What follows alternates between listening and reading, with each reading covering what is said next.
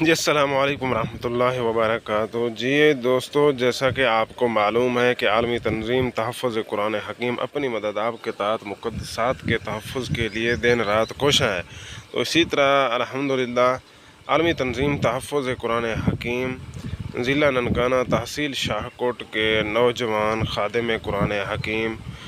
صفدرآباد شہر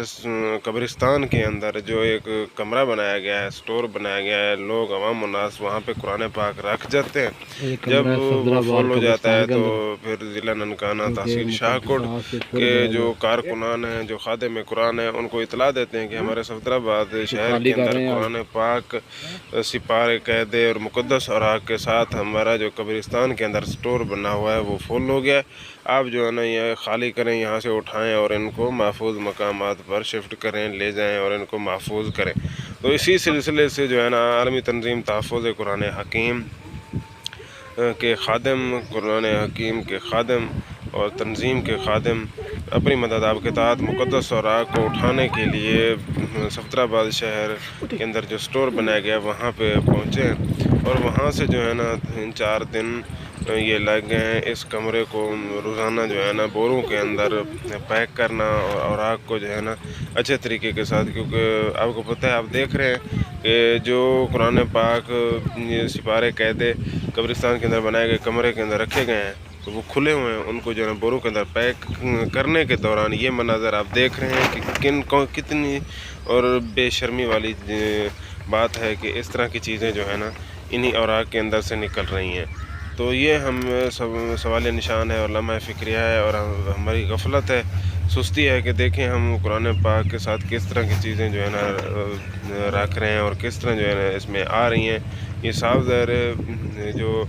مساجد مدارس کے انتظامیہ ہیں ان کی غفلت ہے، سستی ہے، کیونکہ اتنی قرآن پاک اور جگہوں سے تو نہیں آتے، تو اس کے ساتھ جو ہے نا یہ قرآن پاک کی حالت بھی آپ دیکھ رہے ہیں کہ اتنی ضعیف قرآن حکیم سپارے قیدے، اور ان کو جو ہے نا بغیر کسی غلاف کے، پہلے جو ہوتا تھا قرآن پاک غلاف کے اندر ہوتا تھا جس کی وجہ سے شہید نہیں ہوتے تھے، اب جو ہے نا غلاف نہ ہونے کی وجہ سے جو ہے اور جلد نہ ہونے کی وجہ سے، ناقص جلد اور ناقص مٹیریل اور زیادہ قرآن پاک کو چھاپنے کی وجہ سے جو ہے نا اس طرح کے دل سوز جو ہے نا یہ آپ مناظر دیکھ رہے ہیں، اور اس طرح ان کی اتنی بے ادبی ہو رہی ہے کہ ایک قبرستان کے اندر اتنی اوراق جو ہے نا جمع ہو رہے ہیں، ایک علاقے کے اندر اتنی جمع ہو رہے ہیں، تو آپ اندازہ کریں کہ پورے تحصیل کی کیا صورتحال ہوگی، پورے ضلع کی کیا صورتحال ہوگی، اور پورے ملک کی کیا صورتحال ہوگی۔ اس کی جو بنیادی وجہ ہے وہ یہی ہے کہ ناقص مٹیریل اور اس کے ساتھ جو ہے نا ان کے جو انتظامات ہیں تحفظ، جلد سازی اور غلاف وہ نہیں ہیں۔ اس وجہ سے جو ہے نا یہ ظلم اور یہ قرآن پاک بے دردی کے ساتھ اس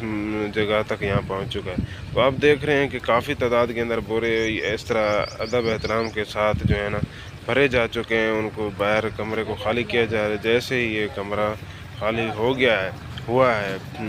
فوراً جو ہے نا ان کو بڑی گاڑی کے اوپر لوڈ کر کے محفوظ مقامات قرآن مجید شریف کے اندر محفوظ کرنے کے لیے بھیج دیا گیا ہے۔